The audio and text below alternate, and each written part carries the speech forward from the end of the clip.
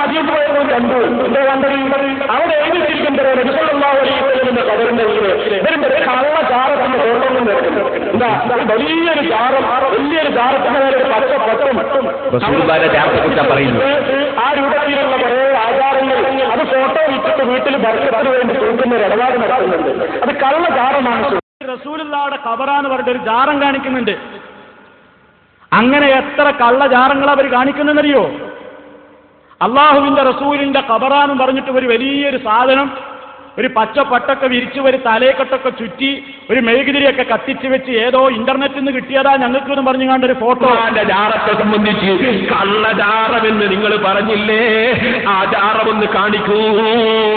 പച്ചക്കുമ്പയുള്ള റസൂലുള്ളാഹിന്റെ ജാറം, ആ ജാറത്തെ സംബന്ധിച്ച് നിങ്ങൾ കള്ളജാറമെന്ന് പ്രസംഗിച്ചില്ലേ?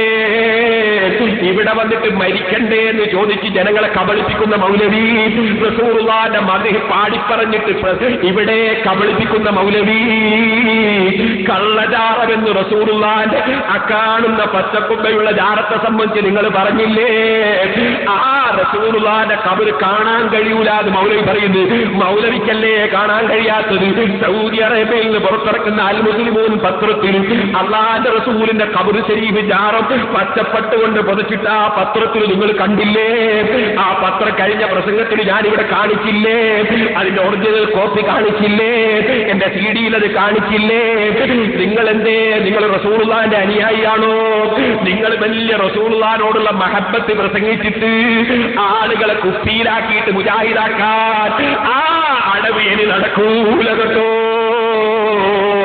നിങ്ങൾ റസൂലുള്ളാഹിന്റെ ജാറത്തെ സംബന്ധിച്ച് നിങ്ങളെ നാവ് കൊണ്ട് പറഞ്ഞ വാക്കാണ് ഞാൻ കേൾപ്പിച്ചത്. കള്ളജാറമാണുതോ